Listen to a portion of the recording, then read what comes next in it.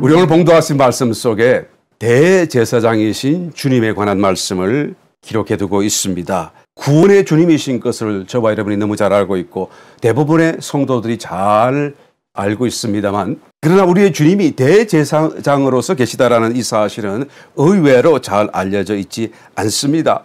오늘 봉독하신 말씀 5장 10절, 하나님께 멜기세덱의 반차를 쫓은 대제사장이라 칭하심을 받았느니라 라고 말씀하고 있죠. 대제사장으로 계신 주님, 구원의 주님과 무엇이 다른 것일까요? 또 왜 구원의 주님으로만 계시면 충분하실 것 같은데 대제사장으로 또한 계셔야 될 필요가 있을까요?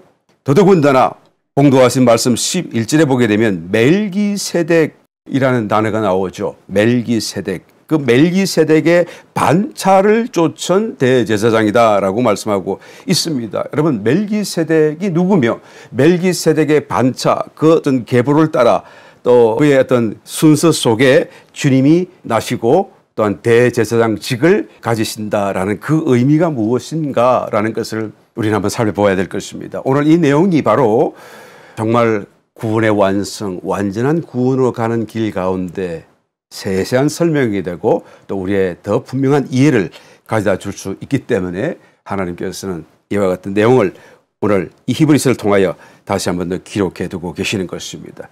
멜기세덱의 반차. 여러분, 대제사장은 아론밖에 없잖아요. 하나님이 부르시고 선택하셔서 세우신 거룩한 직분, 그 직분을 맡은 자는 한 사람 아론밖에 없어요. 그럼 아론의 자손들을 통하여 이제는 그 제사장직을 물려받게끔 하나님이 명령해 주셨지 않습니까?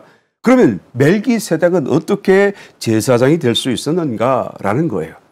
히브리서 7장으로 가서 보게 되면 이 설명이 좀 더 나타나고 있습니다. 1절부터 이 멜기세덱은 살렘 왕이요 지극히 높으신 하나님의 제사장이라 여러 임금을 쳐서 죽이고 돌아오는 아브라함을 만나 복을 빈저라. 이 아브라함이 이제 조카 롯을 구하기 위해서 그렇죠? 그 소돔성을 공격했던 주변의 동맹 그 국가들 왕들을 다 쳐서 물리치고 돌아올 때에 길 가운데서 만났던 제사장 멜기세덱을 지금 설명하고 있는 것입니다. 아브라함이 일체 10분의 1을 그에게 나누어 주니라. 그 이름을 번역한 적 첫째 의의 왕이요 또 살렘 왕이니 곧 평강의 왕이요. 이 멜기세덱의 이름을 해석을 하게 되면 의의 왕, 평강의 왕, 그런 뜻이 되는 거예요. 의와 평강의 왕이다라는 그런 의미가 이 멜기세덱의 이름의 뜻이라는 거예요. 3절, 아비도 없고 어미도 없고 족보도 없고 시작한 날도 없고 생명의 끝도 없고, 다시 말하면 죽지 않는다, 죽은 것을 볼 수 없다라는 것을 얘기하는 거예요. 하나님 아들과 방불하여 항상 제사장으로 있느니라. 그러니까 이 멜기세덱은 아무도 몰라요. 이 아브라함만 만났을 뿐이고 아브라함만 사실 이렇게 기록해 두고 있는 그런 상황이죠. 그런데 그런 제사장이었다는 것과 또 아브라함은 그에게 11조를 드렸다는 사실, 또 그는 아브라함을 축복하여 기도해 주었다라는 이 사실이 이제 사실로서 기록되고 남아 있을 뿐이다라는 것이죠. 여러분, 11조는 하나님의 것 아닙니까? 하나님께 드리는 것인데요.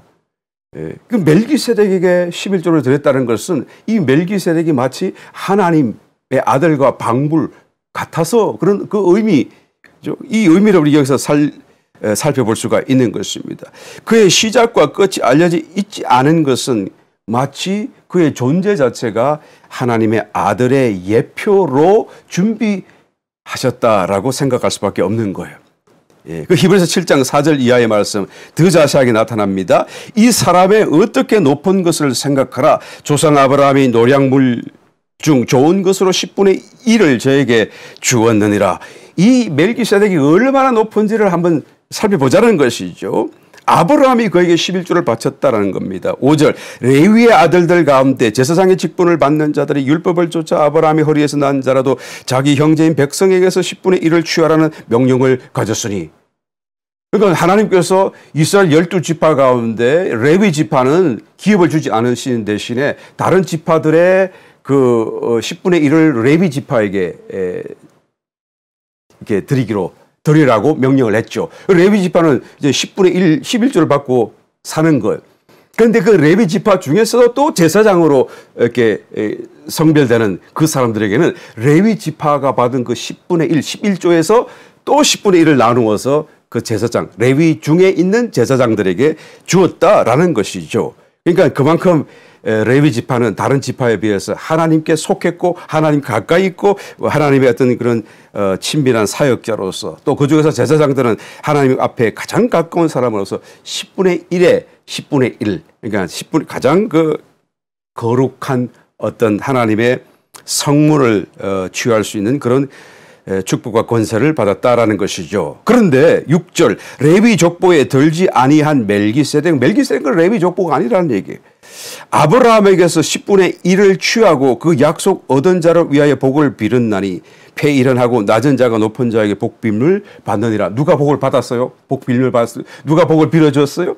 멜기세덱이 빌어줬고 복빔을 받은 사람, 축복 기도를 받은 사람은 아브라함이었죠. 그러니까 멜기세덱이 더 큰 자고 높은 자다라는 것을 여기서 알 수가 있습니다. 아브라함도 정말로 믿음의 아버지로서 그렇게 크고 역할 자체 어떤 그런 중요도가 큰 사람임에도 불구하고 이 멜기세덱이 더 큰 높은 자였다라는 것을 볼 수가 있는 것이죠. 8절 또 여기는 죽을 자들이 10분의 1을 받으나 그러니까 레위 지파의 제사장 또 이런 사람들 레위 지파 사람들 얘기하는 것이고요. 저기는 멜기세덱이죠. 산다고 증거를 얻은 자가 그러니까 언제 생명의 끝을 없이 그냥 영원히 사는 사람으로 존재하는 그런 멜기세덱이 받았다라는 얘기를 하는 것이고 9절 또한 10분의 1을 받는 레위도 아브라함으로 말미암아 10분의 1을 바쳤다 할 수 있나니 이 무슨 말이죠? 아브라함이 아들 이삭을 낳고 이삭이 야곱을 낳고 야곱이 이스라엘의 12지파를 낳았는데 그 12지파 가운데 레위가 있잖아요. 예. 그런데 그 레위를 거쳐서 이제는 할아버지가 되는 아브라함이 이제는 그 멜기세덱에게 11조를 바쳤으니까 그러니까 레위도 그 할아버지인 이 아브라함의 허리 안에 들었었어. 그의 후손으로서 함께 이 멜기세덱에게 10분의 1을 바쳤다 할 수 있나니 그런 뜻이에요. 10절 이는 멜기세덱이 아브라함을 만날 때 레위는 아직 자기 조상의 허리에 있었음이니라. 아직 출생도 안 했기 때문에 그런 것이죠. 그러니까 이 멜기세덱이 얼마나 높은 사람이고 얼마나 거룩한 어떤 그래서 하나님의 아들을 방불할 수 있는 그런 하나의 존재로서 하나님께서 준비해 두신 제사장이다라는 것을 우리가 알 수가 있는 것입니다. 11절 레위 계통의 제사 직분으로 말미암아 온전함을 얻을 수 있었으면 백성이 그 아래서 율법을 받았으니 어찌하여 아론의 반차를 쫓지 않고 멜기세덱의 반차를 쫓는 별다른 한 제사장을 세울 필요가 있느냐. 그죠? 아론 제사장 한 사람만 있으면 되는데 그것이 완전하지 않기 때문에 이 아론 제사장의 그런 반열이 아닌 또 다른 어떤 제사장을 세울 필요가 있었다라는 것을 지금 얘기하는 거예요. 그 제사장이 누굽니까? 멜기세덱인 거예요. 그러면 이 멜기세덱이 이 아론과 뭐가 다른 것입니까? 아론이 어떤 부분이 부족한 것입니까? 그것을 우리가 살펴봐야 되겠죠.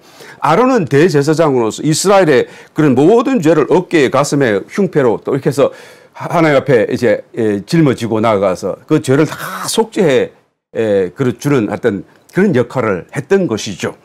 근데 거기서 끝났어요. 그 하나님이 그것을 받으시면은 막 기뻐서 축제를 벌리고 그리고 한 해 동안 이제 하나님의 보호하신 거 동행하시면서 살다가 또 대속죄일이 되면 다시 또 해가지고 또 속죄하고 동물의 피를 그게 전부였다는 거예요. 그런데 멜기세덱은 무엇이 다릅니까? 아론과 뭐가 다른 것입니까? 이 멜기세덱은 아브라함을 만나서 어떻게 했죠? 11조를 받긴 했지만 그게 지금 중요한 포인트가 아니고 떡과 포도주를 공급했다는 사실이에요. 아브라함에게. 이게 아브라함이 뭔가 그냥 하나님의 아들을 방불케 하는 그런 거룩한 사람으로부터 저는 어떤 공급을 받았다는 이 사실이 결정적으로 아론 대제사장과 멜기세덱 대제사장의 차이점이다라는 것이죠. 그래서 주님께서는 아론의 대제사장 이런 반차를 따른 것이 아니고 멜기세덱의 반차를 따랐다고 하는 그 이유가 어디에 있습니까? 바로 이 공급 때문에 그런 것이죠. 그래서 하나님께서 이것이 더 그리스도를 대제사장으로서 예표하기에 완벽하기 때문에 멜기세덱의 반차를 따른 대제사장이라는 칭함을 얻은 것입니다. 그래서 예수님이 실제로 이것은 내 몸이니 먹으라, 이것은 내 피니 마셔라, 내 몸과 피를 제자들에게 성찬으로 나누어 주셨잖아요. 예, 정말 떡과 포도주의 그 상징이 실제로서, 앞에는 멜기세덱은 상징적인 의미가 있었다고 한다면 그것도 참으로 고귀하고 높은 것인데, 실제로 그 상징의 실제로서 주님께서는 이는 성찬을 제자들에게 공급하셨다라는 것을 우리는 알 수가 있는 것이죠. 그리고 그 공급하신 실제를 지금도 계속 공급하려 하신다라는 사실에 이 아론 대제사장과 멜기세덱 대제사장의 그 반차의 차이점이 결정적으로 드러나고 있습니다. 요한복음 10장 9절 이하의 말씀, 내가 문이니, 예수님이 문이시다는 얘기죠. 누구든지 나로 말미암아 들어가면 구원을 얻고 또는 들어가며 나오며 꼴을 얻으리라 라고 얘기했어요. 꼴을. 10절, 도적이 오는 것은 도적질하고 죽이고 멸망시키려는 것뿐이요 내가 온 것은 양으로 생명을 얻게 하고, 그죠? 그게 끝난 게 아니잖아요. 예수 믿고 영생을 얻고 거기서 끝난 게 아니잖아요. 더 풍성히 얻게 하려는 것이다라는 거예요. 그러니까 주님께서 계속적으로 생명을 공급하기를 원하신다라는 거예요. 대제사장으로서 사역을 주님께서 하시기 위해서 멜기세덱의 반차를 따라 대제사장으로 계시다라는 것을 성경이 지금 말씀하는 것입니다. 여러분, 구원은 세 단계가 있죠. 출애굽의 구원이 있습니다. 그렇죠? 출애굽의 구원은 무엇을 의미하죠? 세상으로부터, 죄의 종살이로부터 구원받는 것을 의미하고 있습니다. 그래서 하나님께서는 출애굽의 구원을 먼저 주시고 그 다음에 광야로 이스라엘 백성을 데리고 가지 않습니까? 그 광야로 가서서는 만나와 생수를 공급받아요. 이것은 신령한 음식이죠. 이 세상 것이 아니라는 것입니다. 그러니까 하나님께로부터 오는, 그러니까 어떤 그리스도를 먹고 마시는 것을 상징하고 있고 또 예표적으로 보여주고 있는 것이죠. 무엇을 위해서요? 혼을 구원하기 위해서, 우리의 마음을 구원해 주시기 위해서. 이제 죄로부터는 구원하셨는데 아직 우리의 마음이 자꾸 애굽으로 옛사람의 생명을 따라서 사는 그 습관과 거기서 우리를 완전히 새로운 생명으로, 새 사람으로 바꿔주기 위해서 계속 신령한 하나님의 은혜 공급 이런 걸 자꾸 주시는 거예요. 그래서 만나고 생수고 먹고 마심으로써 이 상징이었었어요. 그런데 실제로는 40년 가까이를 먹고 마셨음에도 불구하고 그 이스라엘 1세대 백성들은 다 혼이 구원받았습니까? 못 받았습니까? 못 받았어요. 다 실패하고 다 죽어져 버렸어요. 그러니까 상징으로만 끝나버린 상태가 되죠. 또 더 이상 할 수도 없는 것 아니겠어요? 그 다음에 세 번째 구원은 가나안에 들어가는 좋은 땅이신 그리스도 안으로 들어가는 것인데요.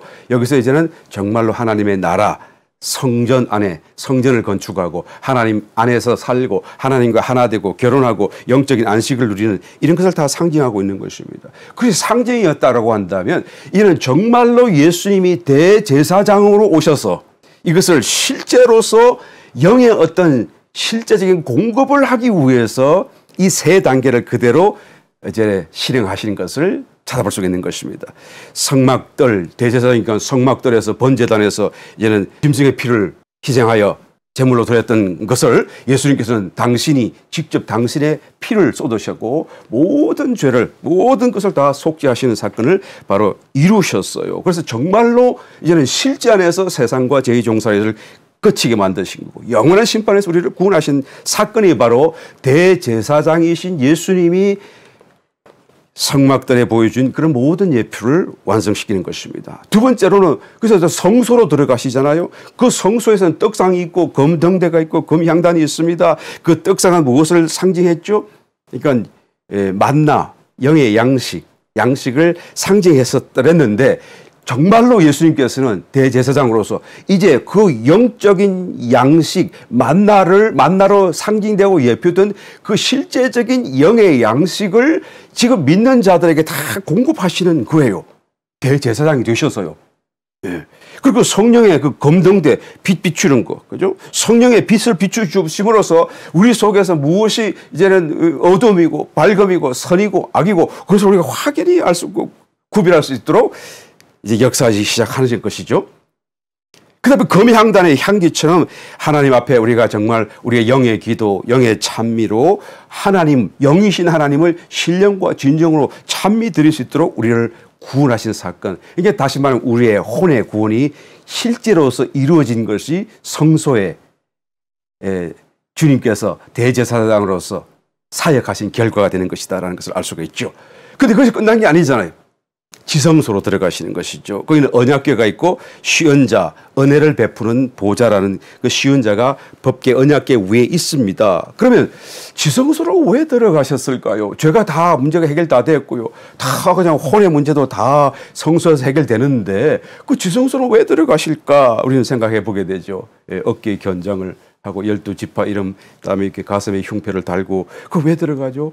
시언자, 하나님의 그 보호자 앞에 가기 위해서요. 그래서 우리가 하나님을 직접 만나 뵐 수 있도록 하게 하고 또한 하나님의 말씀을 듣게 하고 그 자리에서 하나님 안에서 그 영광 안에서 우리가 살 수 있도록 만들어 주시기 위해서 주님께서는 대제사장으로서 우리를 어깨에 가슴에 안고 그 지성소로 들어가시는 것이죠.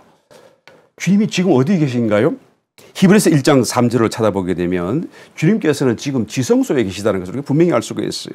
이는 하나님의 영광의 광채시요 그 본체의 형상이시라 그의 능력의 말씀으로 만물을 붙드시며 죄를 정결케 하는 일을 하시고 높은 곳에 계신 위엄의 우편에 앉으셨느니라 라고 말씀하죠. 그러니까 예수님께서는 십자가를 번제단의 그 과정을 이미 다 지나가셨고 거기에 머물러 계신 것이 아니라 이제는 지성소 안에 들어오셔서 보좌에 앉아 계시다라는 것을 지금 성경이 말씀하는 것이죠. 이 말씀은 우리도 마찬가지 십자가에 머물러 있어서는 안 된다라는 거예요. 십자가에 머무른다는 것은 무엇을 의미합니까? 죄의 문제, 회개의 문제, 거기서 그냥 경매하고 있어서는 안 된다는. 물론 죄가 생각나고 죄가 지은 게 있으면 그때 적시적시 언제든지 내가 얼만큼 성숙했든 상관없이 회개해야 되겠죠. 그런데 우리의 그 마음의 목표, 어떤 신앙적인 어떤 방향은 십자가에서 울고 불고 있어서는 안 된다 그 말을 하는 거예요. 왜? 예수님이 지금 지성소에 계시기 때문에 그런 것이죠. 우리도 지성소로 가야 돼요. 왜? 그 대제사장이신 예수님께서 그 지성소에서 뭔가를 우리에게 공급하려 하시기 때문에 그런 것이죠. 저로 이로 하여금 생명을 얻게 하되 더 풍성히 얻게 하려 하십니다 라는 말씀하는 거예요. 하나님을 거기서 공급해 주시고 우리가 하나님과 연합되는, 다시 말하면 이제는 세 단계 과정 속에 일어나는 그 구원을 마지막 완성하는 그 자리가 바로 지성소고 보좌 앞이고 완전한 데고, 그죠? 영원한 안식이라는 이 히브리서 기자의 표현인 것입니다. 그것을 우리는 사모해야 되는 것이죠. 바로 이 멜기세덱의 비유가 또 그런 어떤 기록이 이 사건을 우리에게 좀 더 실제적으로 설명해 주기 위해서 이 히브리서 기자가 사용하고 있는 거예요.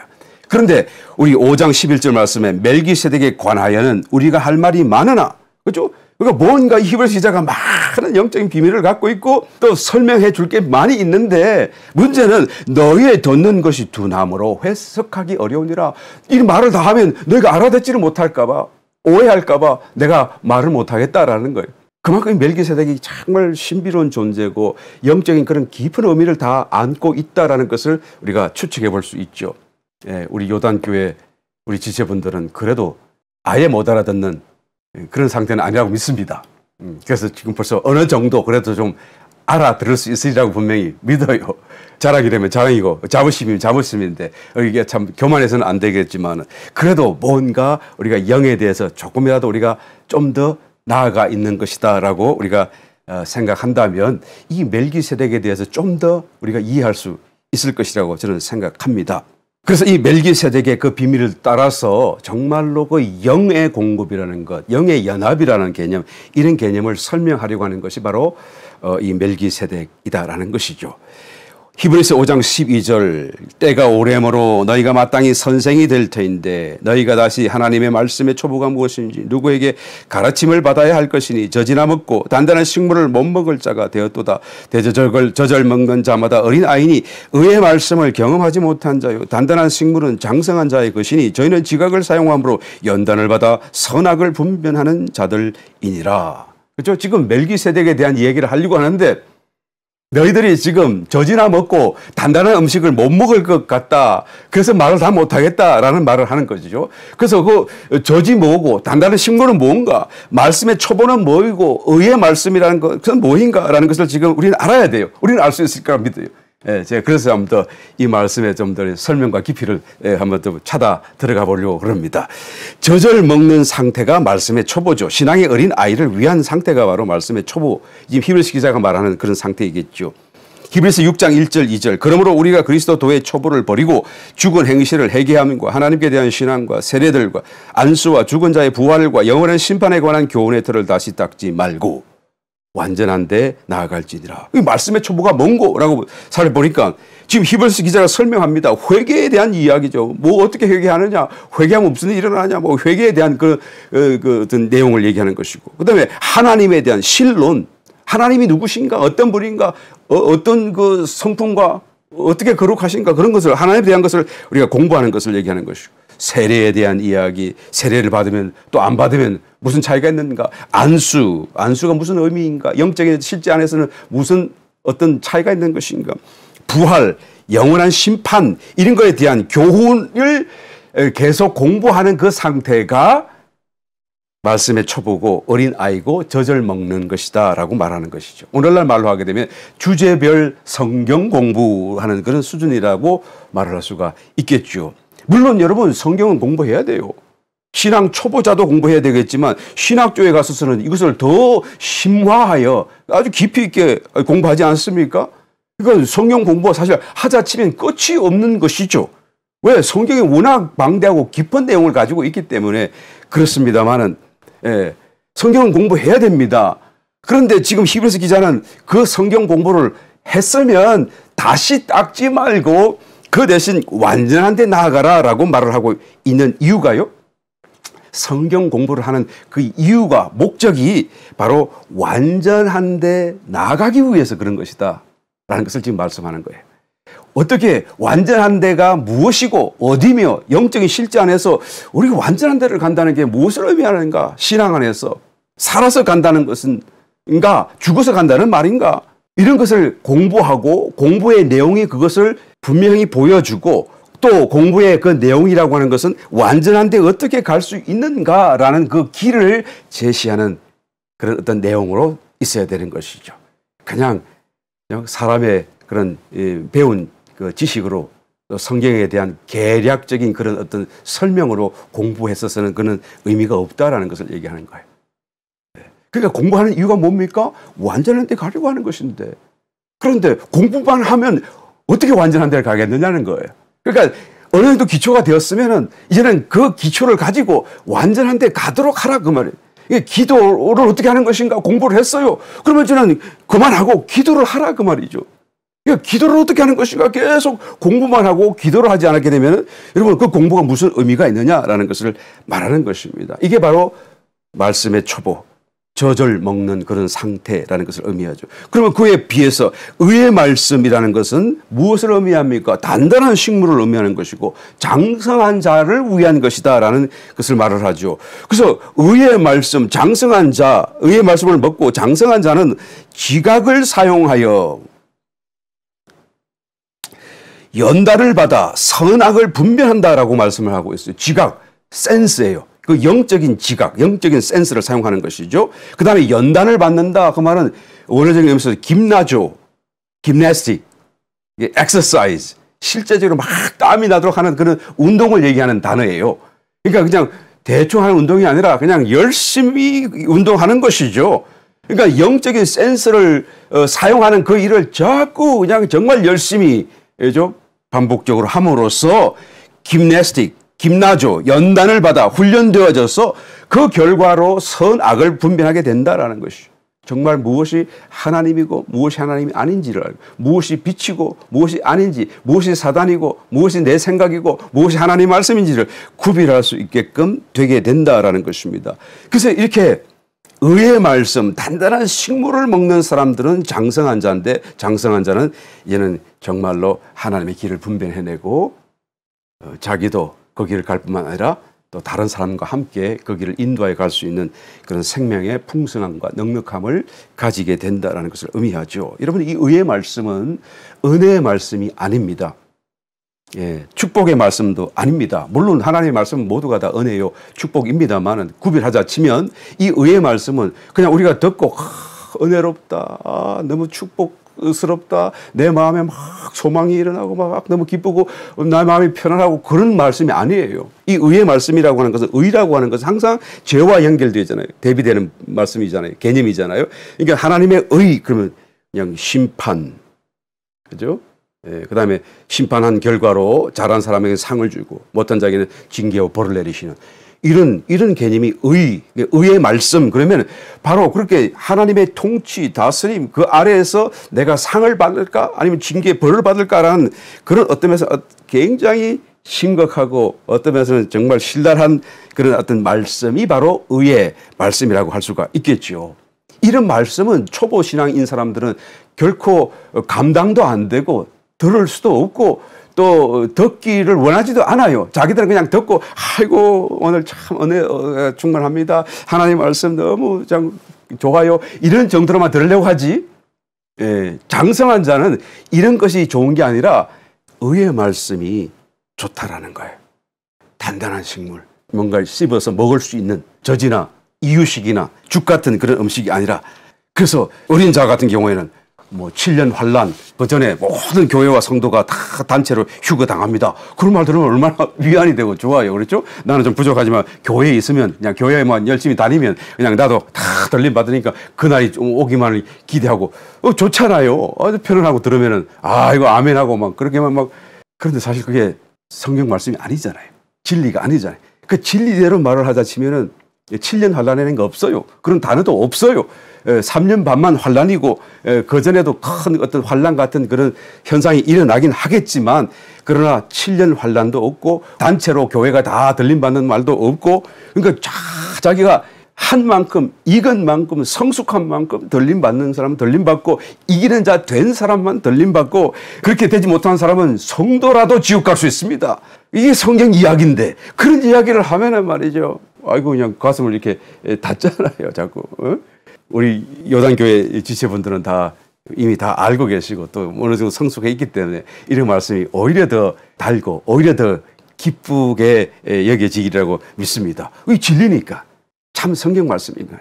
그리고 마음은 좀 이렇게 뭔가 눌릴지라도 아직도 우리에게 소망이 있고 기회가 있다는 이 사실 앞에서 우리가 정말 그냥 휴 하고 안도의 숨을 내쉬면서 우리의 정신을 차릴 수 있는 찬스가 되니까 말이죠. 오히려 이것이 우리에게 더 기쁘고 달고 좋은 말씀이 될 것입니다. 그러므로 이 젖이나 먹는 어린 자, 또 그런 어떤 말씀의 초보에만 머물러 있지 말고 어떻게 하라고요? 완전한 데 나아가라 라고 지금 히브리 기자가 얘기하는 거예요. 그러니까 구원에 예수 믿고 영생 받고, 그래 거기서 심판에서 구원받고 죄에서 구원받고 그런 정도에서 머물러 있지 말고 대제사장으로 계신 주님이 계신 그 보좌 앞으로 나아가라라고 얘기하는 거예요.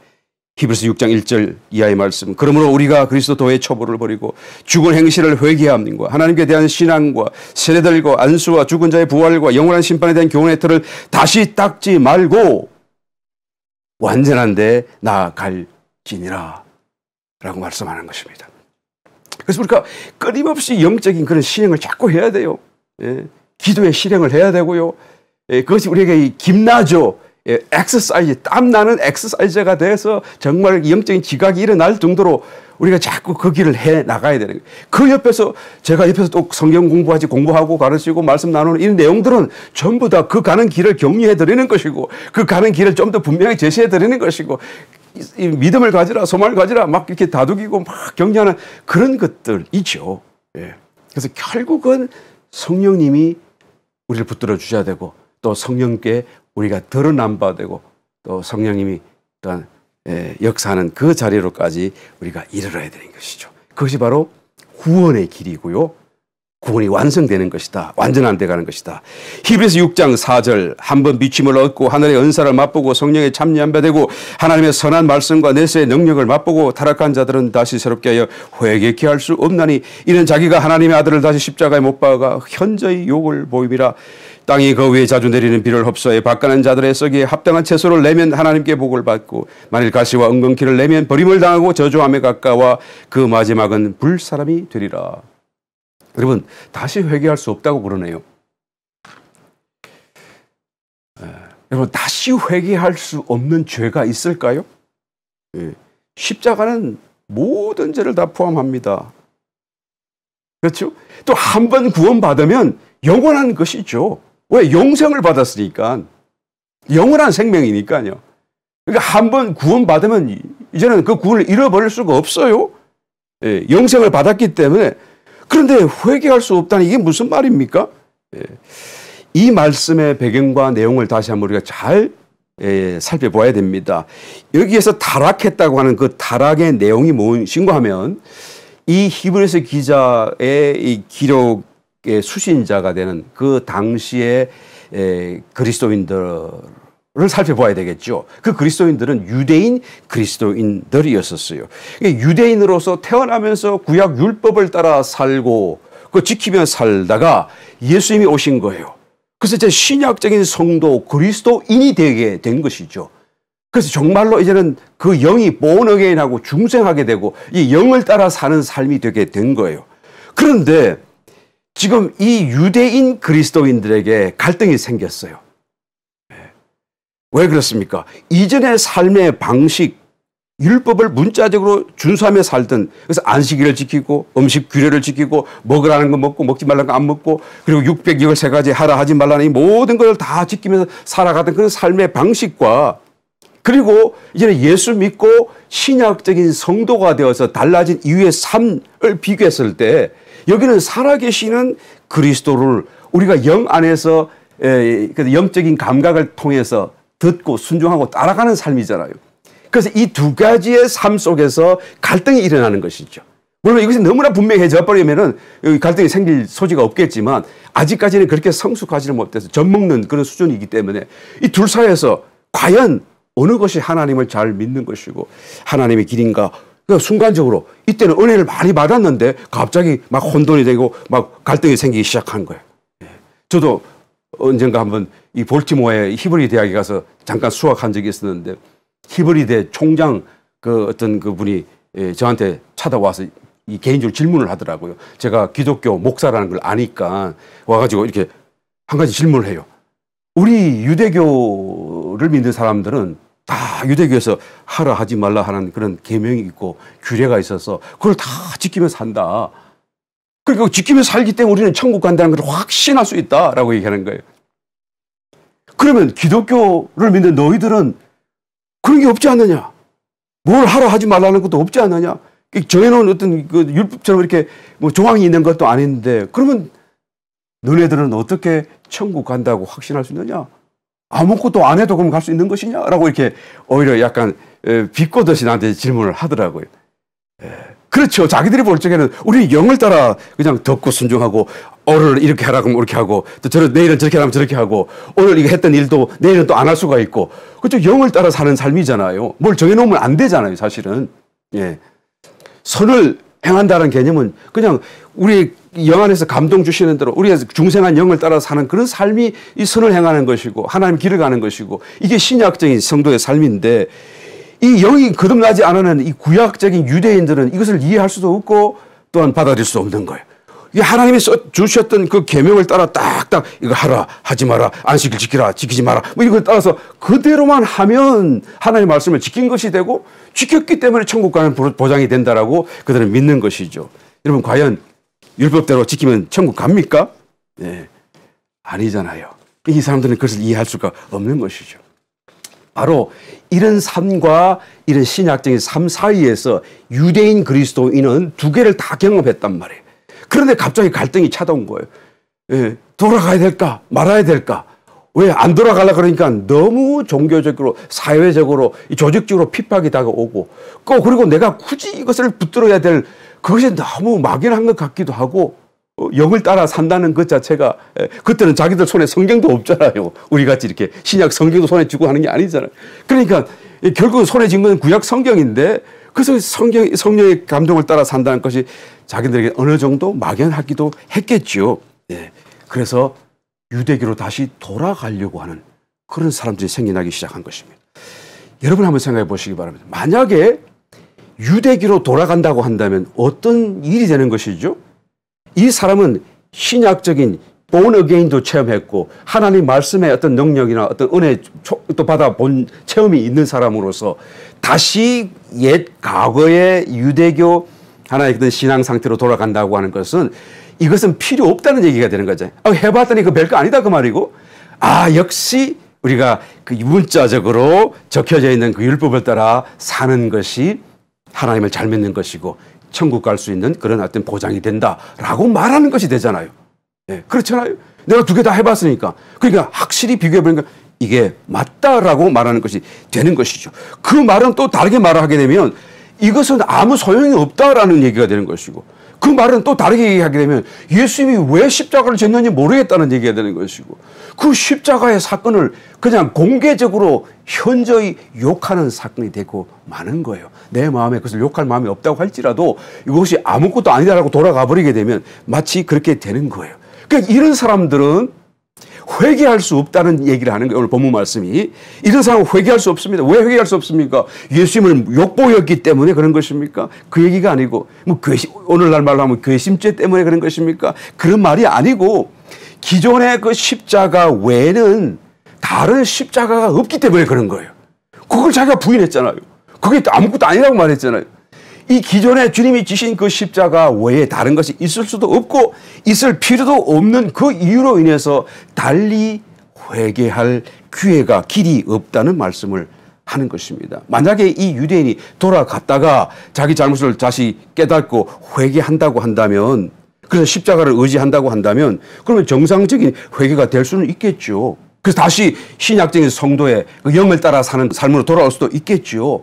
그런데 한번 물어보시길 바랍니다. 과연 어떤 은혜가 있을 때 이 한번 돌아갔던 그 구약적인 상태로 돌아갔던 유대인 그리스도인이 다시 돌아올 생각을 가질 수 있을까 하는 거예요. 어떤 은혜가 주어지게 되면. 왜? 자기 옛날에 이런 말씀의 은혜도 능력도 체험해 본 적이 있잖아요. 영을 따라 살아본 체험이 있잖아요. 그런데 그것이 아무것도 아니라고 부인하고 돌아갔단 말이에요. 그래서 거절했단 말이에요. 그러면 어떤 은혜를 줘야 이 사람이 다시 돌아오겠느냐 그 말이에요. 그러니까 회개할 기회가 없다. 다시 회개할 기회가 없다라고 지금 말씀하시는 것입니다. 그런데 이 말이 사실 그런 유대인 당시의 그리스도인에게만 적용되는 것이 아니고 오늘날 저와 여러분에게도 동일하게 그 영적인 원칙이 적용된다는 것을 우리는 알아야 되는 것이죠. 다시 한 번 더 읽어봅니다. 히브리서 6장 7절 8절 땅이 그 위에 자주 내리는 비를 흡수하여 밭가는 자들의 썩기에 합당한 채소를 내면 하나님께 복을 받고 만일 가시와 은근키를 내면 버림을 당하고 저주함에 가까워 그 마지막은 불사람이 되리라. 이 말씀은 내가 스스로 합당한 열매, 채소를 만들어내야 한다는 것이 아니죠. 말씀의 씨앗이 나의 마음에 뿌리를 내리고 자라고 열매는 일련의 과정은 모두 그 씨앗의 생명이 하는 부분이고 우리의 입장에서 보게 되면 그것은 저절로 되어져 가는 하나의 과정인 것이죠. 네.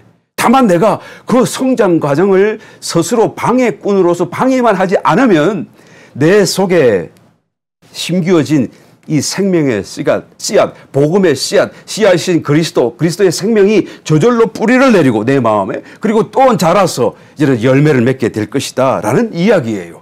그런데 그것을 못하면 그래서 가시와 은근키를 내면 그 마지막은 불사람이 된다라는 말씀을 지금 경고로 하시는 것이죠. 마치 십자가를 내가 받아들였다가 다시 그것을 아무것도 아니다라고 거부하는 그 유대인 그리스도인들과 같이 되는 것이죠. 처음에는 우리가 다 예수 믿고 구원받고 영생받고 이제는 정말 어떤 생명의 씨앗이 우리 속에 들어왔잖아요. 그런데 그것을 의심하고 개선하고 소용이 없는 것처럼 여기고 무관심하게 그것을 대한다고 한다면 어떻게 되죠? 자연히 그것이 내 마음에 뿌리 내리는 것을 방해하는 것이 되는 거예요. 거부하는 것이 되는 것이고 그래서 부정하는 것이 되는 것이죠. 그 결과로 어떤 것이 맺혀집니까? 가시와 엉겅퀴가 맺혀지는 거예요. 그러니까 우리의 디폴트 세팅, 현재적인 우리의 마음의 세팅은 거룩한 새 생명으로 세팅되어 있는 것이 아니고 옛 생명으로 세팅되어 있기 때문에 우리가 무관심하게 내버려 두게 되면 영생이 들어왔음에도 불구하고 그리스도의 생명의 씨앗이 들어왔음에도 불구하고 우리의 마음밭에 뿌려진 그 씨앗을 무관심하게 내버려 두게 되면, 그죠? 부인하지 않을지라도 그냥 내버려만 두게 되면 그것이 저절로 자라고 막 되는 것이 아니라 우리의 디폴트 세팅이 이제는 옛 생명으로 맞춰져 있기 때문에 가시와 엉겅퀴를 내게 된다라는 것을 의미하는 것이죠. 정말 다른 어떤 것보다 예수 믿는 사람 중에 누가 감히 그것을 부인하고 거부하고 이 유대인 그리스도인들이 보여주었던 그런 행태를 마치 하는 사람이 누가 있겠어요? 설마하니? 그러나 그렇게는 않는다고 할지라도 그와 유사한 어떤 그 행위가 있는데 그것이 무관심하다는 거예요. 무관심. 신앙에 대해서 무관심하다는 거예요. 구원에 대해서 무관심하다는 거예요. 그냥 예수 믿고 구원 받았으니 영생 받았으니 되었다라고 이제는 더 이상 두 번째 단계, 세 번째 단계, 혼의 구원, 내 영의 연합으로까지 가야 되는 이 과정에 대해서 무관심하다는 것이 여러분 결정적인 하나의 어떤 사태가 된다라는 것을 지금 히브리서 기자가 말하는 것입니다. 성경에서 예언하고 있지 않아요? 하나님께서 마지막 때 아들의 혼인잔치를 위해 준비해주고 막 잔치 참여하도록 초청을 했더니 어떤 사람은 집을 샀기 때문에 어떤 사람은 상업차 가야 되기 때문에 어떤 사람은 결혼을 해야 되기 때문에 그래서 못 온다고 다 얘기하잖아요. 예. 그게 다시 말하면 무관심한 거죠. 하나님의 그 초청이 별로 관심이 없는 거예요. 그것이 나에게는 나는 이 집 사고 팔고 이게 더 좋다. 물론 집이 필요하면 사야 되고 또 집이 필요하면 또 팔기도 해야 되죠. 여기서 말하는 집을 사고 팔고 하는 것은 그냥 필요해서 사고 파는 그런 정도가 아니라 생각이 꽂혀가지고 집세를 계산하고 막 그냥 집을 두채 셋째 막 사고 막 그래서 그 집을 불리고 하는 그런 개념으로 지금 안 그렇습니까? 집 하나 사고 파는데 얼마나 마음과 시간을 쏟아야 돼요. 그게 작은 돈이 아니기 때문에 우리의 생각과 마음을 많이 쏟아야 돼요. 그 생각과 마음을 쏟는 동안에 내 마음이 지금 내 마음속에 뿌려지는 그 생명의 씨앗과 구원을 향하여 우리가 조정될 수가 있을까요? 그 얘기를 하는 것이죠. 사업, 여러분 하나님 주신 것으로 그냥 만족하고 지금 곧 오실 때가 가까워 왔는데 사업을 자꾸 확장하고 키울 그런 생각하지 마세요. 그냥 하나님께 맡기고 하나님이 더 주시면 더 받고 안 주시더라도 그냥 현재 우리가 살만하면 신앙적인 목표를 향하여 달려가야 되는 것입니다. 주님의 그 노크 소리를 듣고 우리가 반응을 해야 되는 거예요. 거기에 대해서 나는 이게 더 좋다라고 나는 이게 더 필요하다라고 하고 돌아서면 지금 혼인잔치 초청에 여러분 응하지 않는 그 사태, 성경이 그대로 이 마지막 때를 보고 지금 예언적으로 말씀하지 않아요. 이게 하나님 말씀과 하나님의 구원과 그 길에 대해서 무관심한 행동인 것입니다. 히브리서 기자는 이같이 큰 구원을 더 많이 여기고 그냥 흘러 떠내려갈까 두렵다라고 말을 하잖아요. 그럼 왜 흘러 떠내려가야 합니까? 다른 일에 신경 쓰고 다른 일을 더 쫓아가고 소돔성이 망하기 바로 직전에 롯이 천사들과 함께 이제는 망한다고 사위를 불러가지고 사람들이 안 들으니까 자기 사위는 내 말을 듣겠지 불러가지고 곧 망할 테니까 준비하고 떠날 채배라고 하니까 이 사위들 반응이 성경이 뭐라고 그러죠? 농담으로 여겼더라 그런 거예요. 무관심한 거예요. 지금 당장 하나님의 심판이 떨어질 판인데 그것을 농담으로 여겼다고 그러는 거예요. 아무도 안 따라가는 거예요. 사도행 24장에 보게 되면 유대 총독이었던 벨릭스라는 사람이 있죠. 그 벨릭스 앞에 사도 바울이 개인 1대1로 전도를 합니다. 그래서 의에 대해서 절제에 대해서 마지막 때이기 때문에 그래서 우리 절제하며 살아야 됩니다. 주님 재림을 준비해야 됩니다. 영원한 심판이 곧 있습니다. 다가옵니다. 라는 그 얘기를 사도 바울 같은 사람이 1대1로 전도해 줬는데 이 벨릭스라고 하는 사람이 뭐라고 그랬죠? 지금은 아니라 나중에 다시 틈을 보아서 너를 부를 테니 지금은 아니다. 가라. 그리고 그 뒤에 몇 번 더 만났지만 결국 그가 회개하지 않았고 결국 그러고 죽었잖아요. 결국 어디 갔을까? 지옥 갔겠죠. 결국 영원히 이런 심판받는 불못에 던져지겠죠. 사도 바울이 전하는 그 전도에도 그 마음을 바꾸질 않아요. 그냥 사도 바울이 가진 돈이나 좀 더 내가 얻어먹을까 하는 그런 데 궁리만 할 뿐이죠. 얼마나 마음이 그냥 이렇게 강팍해져 있는지 이 우리의 마음은 안 그런가 하면 살펴보아야 되는 것입니다. 누가복음 16장에도 거지 나사로 그 같은 동네에 살았던 부자가 있었잖아요. 그 부자가 결국 죽은 뒤에야 이 사태를 깨닫고 나는 비록 이 불꽃 가운데 고민하지만 내 형제라도 여기 오지 않도록 저 거지 나사로를 좀 보내가지고 전도해달라고 아브라함에게 요청을 했더니 아브라함이 뭐라고 그랬죠? 죽은 자 가운데서 살아난 자가 있을지라도 고난을 받지 않을 것이다. 그냥 모세의 말, 선지자의 말, 그 전하는 말, 그 목사의 말 듣고 전도하는 말 듣고 성경 보고 그리고 너희가 정말 마음을 열고 돌이키지 않으면 너희 가운데 죽은 자가 와서 전도하더라도 그 마음이 돌아서지 않을 것이다 라고 말하는 거예요. 여러분, 나의 무슨 일이 일어나면 내가 돌아설 것이라고 생각하지 마시길 바라요. 내가 내 마음을 돌이켜야 되는 것입니다. 내가 내 마음을 이 무관심한 데서 돌이켜야 되는 거예요. 만나면 집 이야기 그런 거 좀 그만하시길 바라요. 하지 마세요. 재림에 대한 이야기, 준비하는 상황에 대한 이야기, 사업 이야기도 그만하시고 하나님께 다 맡기고 그리고 우리가 어떻게든지 하나님의 사업, 영적인 일들을 갖다가 얘기할 수 있는 걸 여러분 만들어 가야 돼요. 그래서 완전한 대로 나아가는 것을 추구해야 되는 것입니다. 나 한 사람을 위해서 한 사람이라도 더 구원받는 함께 갈 수 있는 그런 것을 우리가 염려하고 생각하고 궁리해야 되는 그런 시점인 것입니다. 마지막에 불사람이 된다는 그 말은 그리스도의 심판대죠. 1차적으로. 그럼 2차에는 거기서 다시 쫓겨나서 바깥 어두운 데로 또 떨어지는데 거기서도 불이 꺼지지 않고 태워지게 되는 것입니다. 히브리서 6장 9절로 12절 말씀 사랑하는 자들아 우리가 이같이 말하나 너희에게는 이보다 나은 것과 구원에 가까운 것을 확신하노라. 이 말로 지금 결론 짓고 있잖아요. 지금 유대인 그리스도인을 걱정하면서 그렇게 되면 안 된다 하면 안 된다 말을 하지만 그러나 너희가 그래도 이 정도는 아니고 내가 말을 이렇게 하지만 구원에 가까운 것을 내가 확신한다. 이미 구원 받았는데 구원에 가깝다는 말은 무슨 말씀이죠? 첫 번째 구원을 얘기하는 것이 아니고 세 번째 구원을 얘기하고 완전한 데에 가깝다라는 걸 얘기하죠. 그러니까 첫 번째 구원받은 너와 모든 히브리 지역에 있는 성도들이요. 이제는 그 첫 번째 구원에서 두 번째, 세 번째로 계속해서 나아가라 라는 것을 지금 얘기하는 것입니다. 10절 하나님이 불의치 아니하사 너희 행위와 그의 이름을 위하여 나타낸 사랑으로 이미 성도를 섬긴 것과 이제도 섬기는 것을 잊어버리지 아니하시는 우리의 모든 선한 행위, 이 거룩한 그런 어떤 신앙적인 행위를 다 하나님 기억하신다는 것을 지금 격려하면서 말씀해 주고 있습니다. 11절 우리가 간절히 원하는 것은 너희 각 사람이 동일한 부지런을 나타내어 끝까지 소망의 풍성함에 이르러 게으르지 아니하고 믿음과 오래 참음으로 말미암아 약속들을 기업으로 받는 자들을 본받는 자 되게 하려는 것이다. 부지런하라. 신앙 안에서 소망을 가져라. 믿음을 가져라. 그리고 오래 인내하며 참아라. 그래서 결국 이 하나님의 예배에 놓으신 그 영원한 안식 완전한데 하나님의 축복 구원의 완성을 너희가 기업으로 받기를 내가 원한다라고 말씀하는 것입니다. 저와 여러분 반드시 이것을 우리가 차지할 수 있는 이기는 자 되어야 될 줄 믿습니다. 또 될 줄 믿습니다.